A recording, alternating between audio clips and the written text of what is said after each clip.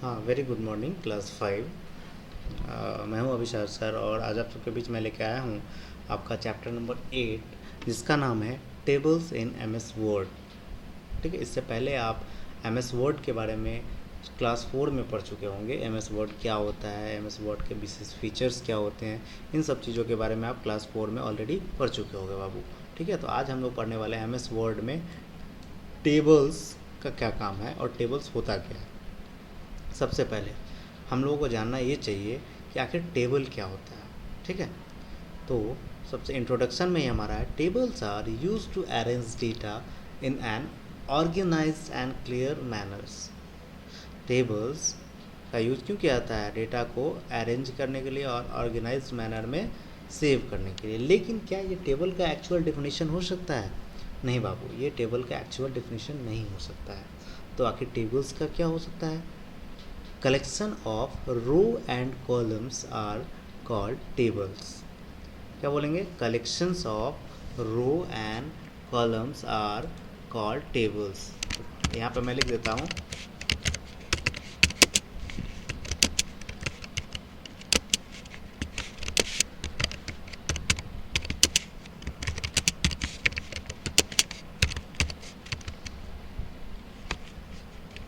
ये आप लोग अपने कॉपी में लिख लेंगे आखिर टेबल होता क्या है। ठीक है, मैंने यहाँ पे लिख दिया है और इसको थोड़ा सा बड़ा कर देता हूँ मैं, आप लोग ध्यान से अच्छे तरीके से आपके स्क्रीन पे दिख रहा होगा। ओके, क्या बोलेंगे टेबल्स को?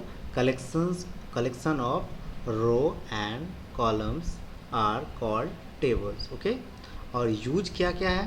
What is the use of table? उस लाइन को लिखने के बाद ये लाइन लिखेंगे, tables are use to arrange data in an organise and clear manner. Okay, अब एक और यूज है इसका, table are use to arrange data such as student name, marks, roll number, entry and exit time in an organisation etc।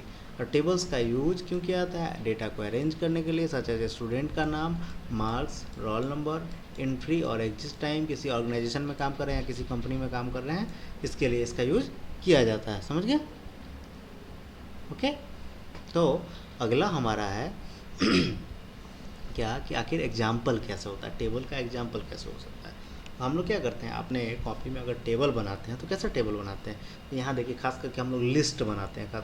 कभी सामान लाने जाना होता है हमें तो लिस्ट बनाते हैं, तो वो टेबुलर फॉर्म में ही होता है ना।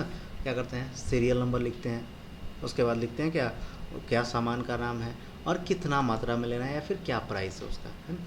इसी तरह से यहाँ पे स्टूडेंट का मार्क्स के अकॉर्डिंग का एक टेबल बनाया गया है, जो कि रोल नंबर 1 है, रोल नंबर 1 जिसका नाम है अनंत अग्रवाल और उसका टोटल मार्क 346 है ना। फिर रोल नंबर 2 है, उसका नाम है अंकुर गुप्ता और 378 इसका मार्क्स है। रोल नंबर 3 जिसका है उसका नाम है सुमित जोशी और 324 है। ठीक है, तो ये टेबुलर फॉर्म में है, तो ये दिखने में भी सही लग रहा है और अरेंज वे में अगर हमें पता करना होगा, सीधे मैं अगर बता दूं, ठीक है, रोल नंबर 1 का क्या नाम है बताइए, तो आप अगर अरेंज नहीं रहेगा तो रोल नंबर 1 का नाम हम लोग खोजने जाएंगे कहाँ है, और ठीक है ये नाम पता चल जाएगा। फिर पूछेंगे मार्क्स क्या है तो चलेंगे उसका कॉपी उल्टाने, पता नहीं चलेगा मार्क्स। तो इसको टेबल के रूप में अरेंज करके रखेंगे तो उसका नाम भी पता चल जाएगा, रोल नंबर भी पता चल जाएगा और टोटल मार्क्स भी पता चल जाएगा, और कितने सब्जेक्ट में किस किस सब्जेक्ट में कितने मार्क्स आए हैं वो भी पता चल सकता है। जो भी चीज़ हम लोग एंट्री करके रखेंगे वो सब पता चल सकता है। एक और एग्जांपल नीचे दिया गया है, किसी कंपनी में हम लोग काम कर रहे हैं, मान लेते हैं एक अभी कुमार नाम का आदमी है जो किसी कंपनी में काम कर रहा है। ओके, अगर आके कंपनी का मैनेजर हमसे पूछे कि अभी कुमार नाम का आदमी है वो कितने बजे आया और कितने बजे गया, इसका हमको रिपोर्ट चाहिए, तो क्या बोलेंगे? अब खोजने जाएंगे, पूछने जाएंगे कि अभी कुमार तुम कितने बजे आए थे और कितने बजे जा रहे हो फ़ोन करके? नहीं, उसका हम लोग एक डेटा बना के रखेंगे। ठीक है, एक टेबल बना के रखेंगे कि अभी कुमार नाम का आदमी है, आज के दिन में यानी कि आज के डेट में 9 बजे आया है और शाम 5 बजे चला गया है। वैसे ही ख्याति जैन है जो 9:15 आई है और 6 बजे गई है। इससे क्या होगा कि पर डे का डेटा हम लोग बना के रख सकते हैं as a table, date wise. ठीक है, तो टेबल हमें इस तरह से हेल्प कर सकता है ताकि हम अपने डेटा को ऑर्गेनाइज्ड वे में, ऑर्गेनाइज मैनर में सेव करके रखें, सजा के रखें। ओके, अब आगे की ओर देखते हैं। Many of you must be thinking that M S Excel is a much easier option of maintaining record in tabular form, but many a time it is required to insert a table in a document. आप समझते होंगे कि M S word जो हमारा है किसी record को sorry M S Excel जो है हमारा वो किसी रिकॉर्ड को टेबुलर फॉर्म में ये अरेंज करके रखने का सबसे सुटेबल ऑप्शन है। आपको पता भी है एम एस एक्सेल ही इस तरह की चीज़ों को करने के लिए रिस्पॉन्सिबल होता है, एम एस वर्ड नहीं होता है। लेकिन कभी कभी क्या होता है कि किसी डॉक्यूमेंट में मान लेते हैं कि हम आपको क्वेश्चन आंसर बना के देते हैं, पीडीएफ में बना के देते हैं, लेकिन वहाँ पे अगर हमें ज़रूरत पड़ेगी कहीं टेबल लगाने की तो मैं क्या करूँगा, एम एस एक्सेल से जाकर दूंगा? नहीं, उसके लिए हमें एम एस वर्ड में ही वो ऑप्शन है कि हम वहाँ से कुछ टेबल लगा सकें।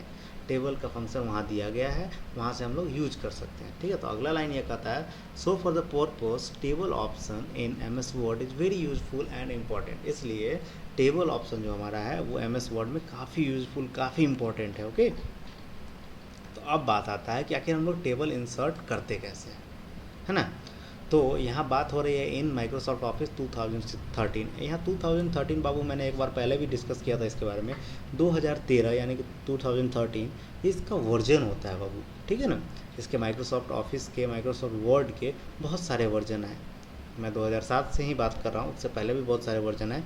2007 आया, 2010 आया, 2013 आया, 2016 जिसको मैं अभी करंटली यूज कर रहा हूँ, और अभी जस्ट अभी मुश्किल से 3-4 महीने पहले जनवरी के महीने में 2020 भी लॉन्च किया गया है ना। 2016 के बाद सीधा 2020 वर्जन को लॉन्च किया गया था। तो अभी हम लोग काम कर रहे हैं 2016 पे। अंतर थोड़ा थोड़ा चीज़ का है, जो काम करने का तरीका है सब सेम है, वर्जन में कुछ नए चीज़ ऐड किए जाते हैं, पुराने सारे चीज़ वहीं रहते हैं।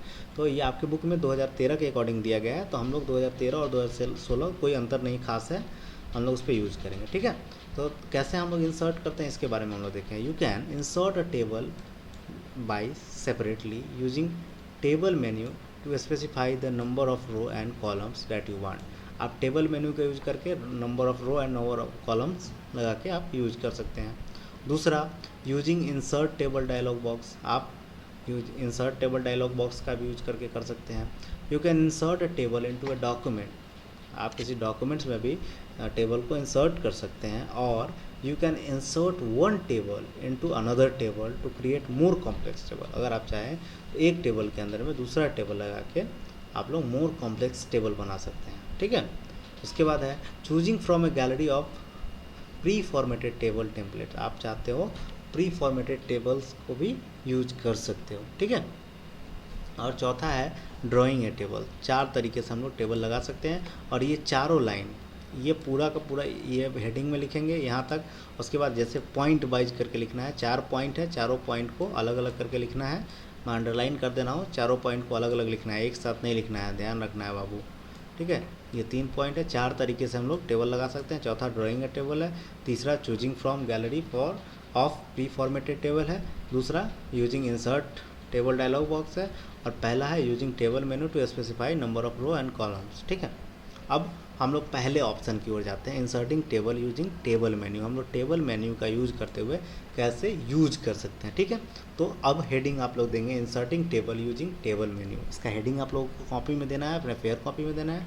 अब कैसे हम लोग इंसर्ट करते हैं इसके बारे में हम लोग स्टेप बाय स्टेप देखेंगे। ओके, तो जितने भी स्टेप्स मैं यहाँ पे बताने जा रहा हूँ, ये सारे स्टेप यहाँ पे 4-5 स्टेप होंगे, 4 स्टेप है, तो ये चारों स्टेप आप लिखेंगे अपने कॉपी में। ठीक है, मैं पहले ही टिक कर देता हूँ, उसके बाद समझाते चला जाता हूँ। ये चारों स्टेप, एक और स्टेप नीचे है, इसको आप लिखेंगे। और इसको समझाने के बाद, ये भी जो मैं समझा रहा हूँ इसको समझाने के बाद मैं आपको इसको प्रैक्टिकली भी करके दिखाऊँगा, सो डोंट वरी। ओके, तो सबसे पहले आपको क्या करना है, MS वर्ड ओपन कर लेना है, ये पता है, ये इसमें लिखा हुआ नहीं है, ध्यान रखना है। जब तक MS वर्ड ओपन नहीं करेंगे तब तक पॉसिबल नहीं है। ठीक है, उसके बाद कहता है place the cursor where you want to insert a table.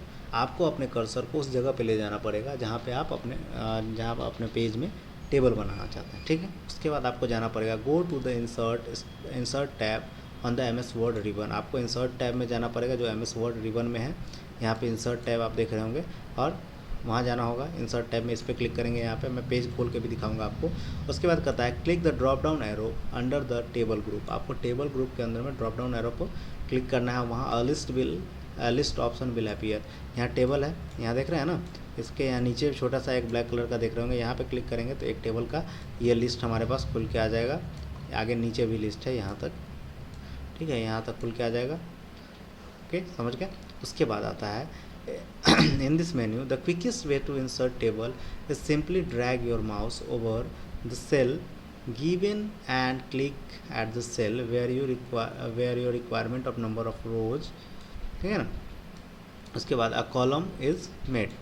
As you move a pointer over the cell, this color change. अगर आप सबसे क्विकेस्ट तरीका है, this is the quickest way to insert a table. आपको सबसे पहले यहाँ जाकर सेलेक्ट कर लेना है जितने टेबल्स आपको चाहिए, उसके बाद अपने माउस के कर्सर को वाइट वाले पेज जो है वहाँ पे ले जाके ड्रैग कर देना है और उतने पेज आपके वहाँ पे बन जाएंगे। ओके, आइए इसको ज़रा हम लोग प्रैक्टिकली करके देखते हैं कि आखिर ये होता कैसे है। तो चलते हैं हम लोग MS वर्ड के स्क्रीन पे ही हमारे MS वर्ड है, जहाँ पे अभी मैंने आपको कुछ थ्योरी लिख के दिखा था, इसको मैंने डिलीट कर दिया, चाहे इसको रहने ही देते हैं, कोई दिक्कत नहीं है, रहा भी तो कोई दिक्कत नहीं, ठीक है। तो अब हमें करना क्या है कि हमें इस पोजीशन पे, यहाँ पे नीचे में जो है ना, यहाँ पे हमें एक टेबल बनाना है। टेबल बनाने के लिए हमें जाना कहाँ पड़ेगा, हमें जाना पड़ेगा इंसर्ट टैब में। ओके, हम लोग चले इंसर्ट टैब में, इस पर हम लोग क्लिक किए। आप देखेंगे यहाँ पे टेबल मेन्यू के अंदर में यहाँ पे ड्रॉप डाउन बटन एक ब्लैक कलर का यहाँ पे देख रहे होंगे। इस पर जैसे ही मैं क्लिक करता हूँ तो आप देखिए यहाँ पे टेबल खुल के आ गया।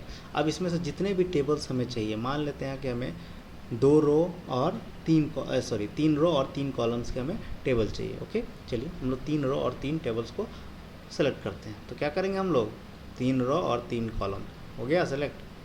जैसे ही सिलेक्ट करेंगे तो जहाँ से हम लोग सेलेक्ट करेंगे उसका कलर चेंज हो जाएगा। आप देख रहे हो कि येलो कलर का, हल्का येलो कलर का हो गया है। अब इस पर जैसे हम लोग क्लिक करेंगे, चलिए क्लिक कर दिए, आप देखिए यहाँ टेबल लग गया। एक बार फिर से हम लोग नीचे कोशिश करते हैं कि अब 5 बाई 5 का हम लोग बनाना चाहेंगे, ठीक है। ये हमारा 3 है, इसके बाद हम लोग नीचे बनाना चाहते हैं, वो उसको छोड़ देते हैं, फिर से इंसर्ट में जाते हैं, फिर टेबल में जाते हैं। अब हमें चाहिए 5 नहीं, जितना है पूरा हमको लेना है। चलिए ठीक है, इतना हम ले लेते हैं, लंबा सा टेबल एक हमें बनाना है। चलिए सेलेक्ट कर लिए। अब देखिए यहाँ पे टेबल बन के तैयार हो गया। तो सर सबसे क्विकेस्ट तरीका है, जितने हमें रो चाहिए, जितने कॉलम चाहिए, अपने हिसाब से हम लोग सेलेक्ट कर लेंगे और वहाँ पे लगा देंगे। ओके, आप लोगों को समझ में आ गया ये चीज़। अब अगला हमारा है, अगला using insert table dialog box. अब इंसर्ट टेबल डायलॉग बॉक्स का यूज़ करते हुए, जो यहाँ पे है, इसके यूज करते हुए हम लोग कैसे इंसर्ट कर सकते हैं, इसके बारे में हम लोग अगले क्लास में देखेंगे। इस क्लास में हम लोग इतना ही रहने देते हैं। और बाबू इसमें समझने में अगर किसी तरह का कोई दिक्कत हो तो आप लोग एक बार इस वीडियो को अगेन देखें, यानी कि 2 बार देखेंगे। एक और नोट्स में एक पॉइंट है बाबू, मैं इसको आपको पढ़ा ही देता हूँ, अगले क्लास के लिए नहीं, आज ही पढ़ा देता हूँ मैं। तो नोट्स वाले पॉइंट्स को आप लोग मैंडेटरी है, आप लोग फेयर कॉपी में ज़रूर लिखेंगे। यहाँ लिखा हुआ है, size of the table is always represented as number of rows x number of column. Therefore, a table of 5 rows and third column represented as 5 into 3।